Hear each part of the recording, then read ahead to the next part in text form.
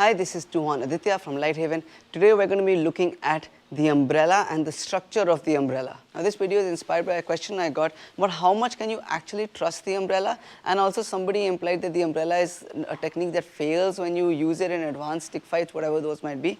I'm not exactly sure what they meant, but I thought it would be a good idea to talk about the umbrella, the structure of it, whether you can trust it, and how to make it into like a more foolproof technique. So the first thing is, let's just talk about some ways we can use the umbrella. Now I think you can use the umbrella in 4 different ways. The first is offensive. When I am entering, I'm bridging the distance and getting close to my opponent, but I'm entering behind the umbrella and then I'm striking down, right? So I could be at long range, I'm entering behind the umbrella and I'm striking, because as I come close to my opponent, I'm assuming they're going to give me an angle one, so I'm already entering behind that umbrella. The second is counter-offensive, where they attack me first, I use the umbrella to protect myself and then attack after the umbrella. The difference is, in offensive, I am entering, I am taking initiative. In counter-offensive, they are attacking, I am protecting myself and then attacking, so they have initiative. The third is baiting. Now baiting can be thought of as counter-offensive, except the setup is different. In baiting, I am literally being like, hey, look at my head, isn't it a nice juicy target, why don't you hit it? And when they give me the angle one, that's my umbrella, and then I come back to strike them, right? So again, the setup is different, which is why I've differentiated the two. And the last is defensive. Now somebody will say, oh, in Pikiti we don't have defensive movements, which is, I understand where you're coming from, but in stick fighting, it's good to be comfortable in the fact that I know that I can also just have a defensive movement. So someone's coming to hit me, I'm moving back, maybe I'm not ready to attack, maybe my feet aren't solid just yet, and so I'm going to move back just behind my umbrella, and then I can just continue. The difference between this and counter-offensive is that in counter-offensive, I'm coming back with an attack. In defense, I'm just protecting myself and I'm moving again, setting myself up for something else. So first, let's just talk about the structure of the umbrella. Now there are 2 different structures and 2 different ways you can do this. We're using padded sticks, so I don't die in this demonstration or in this test. The first is that I can have the umbrella like parallel like this. This is not so much an umbrella actually, but I see a lot of people use this kind of like this. So if the is giving me a slow angle one, they'll come up like this. Okay, it's kind of like horizontal to parallel to the ground. The other is the more traditional way, which is this slant. It's kind of like a roof. So is giving me the angle one, and it's kind of in this, you're meeting it in this slanted fashion. The reason why oftentimes people say, or prefer, including me, prefer the slanted fashion is because when he's giving me the angle one, it can kind of slide off. The idea is to dissipate the energy, so when it's hitting, instead of it coming this way, it's sliding off. And now you can use the other hand to facilitate that, or you can use your footwork to facilitate that, or your structure to facilitate that. But we're going to test both the parallel version as well as the slanted version. For this, I'm going to wear a helmet. Now, the mic is not so great inside the helmet. I hope the audio is decent. But the first is, I am just going to hold the stick here in this position. I'm not going to bring it up. I'm just going to hold it here. Zarir is going to try and hit as hard as he can, and let's see if it crashes through. So this is test number 1. Zarir can reach me. He can very obviously reach me. I am not going to move my legs at all. I am just going to keep my stick up here like this and not bring it up, not do anything. It's just going to stay here, and we're going to see if Zarir's attack reaches me. I'm going to blade my body so he can only hit my helmet. So let's go slow first. Go. And put flow through. Yeah, let's go again, and slowly increase power again.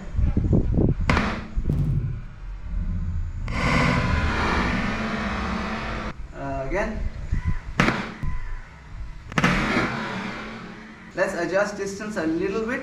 So now that he can, without stepping, can you see, he can just about reach me. He can just about reach me. Now let's try. Okay, when he can still reach me, but it's not the same as here. Let's try over here. Again, slowly first. That's it. That one got through. That one didn't get through. That one got through.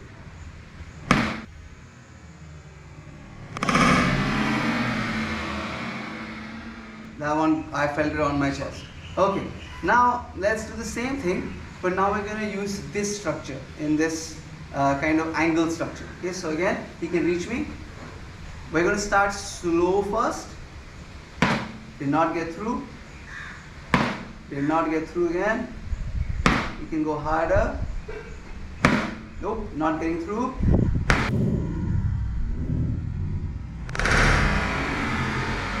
That one got through. Again.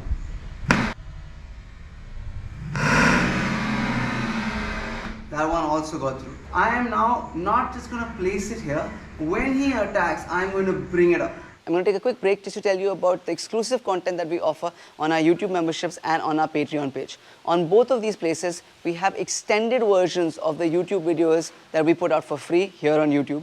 But on Patreon, we have 3 other series that have been going on for a while. The first is called the Drill of the Week, where I take double stick, double knife, single knife, stick and knife for empty hands, and essentially give you a set of drills that you can spend the entire week practicing. The second is a 2 horns training thoughts, where I basically talk to you about my views on training, teaching, fighting, just the way I approach martial arts in general. And the third is a slightly newer series called Ancient Arts, Modern Warriors, where we look at the martial arts in a larger perspective. We're looking at the evolution of the martial arts, the historical context of the martial arts, how different martial arts connect to each other. It's just a deep dive into the martial arts. So if you're interested in any of these things, please do check out the links in the description down below. I am now not just going to place it here. When he attacks, I'm going to bring it up.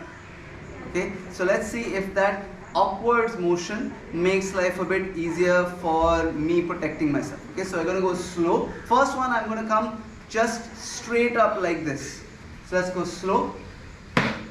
Did not get through. I'm putting my hand here at the back so it doesn't get hit by mistake. Did not get through. Did not get through. Nope. Nope.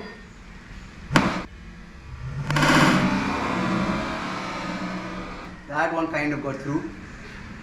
Nope. Nope. Now let's try the angle over here. We're going to start slow. Nope. Nope.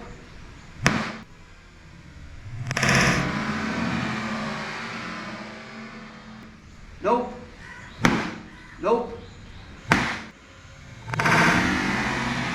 That one got through, but I think that's a mistake in my timing, not because the umbrella failed.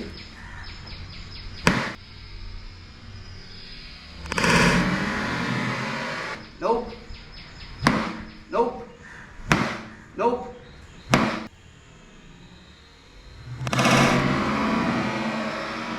Nope. So that worked pretty well. But I think the conclusion is that as long as if he's hitting me pretty slowly now, if he's hitting me and I just keep that there, it's going to go through under pressure.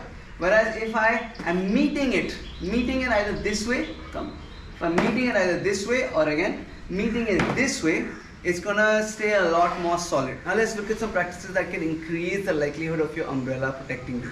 The first is understanding range. If I'm at this range, and please don't actually smash my head in, but at this range as the rain hits really hard and I just meet it over here, maybe my timing is off and I could not meet it here where I'm stronger. Maybe my timing is off and I had to end up meeting it here.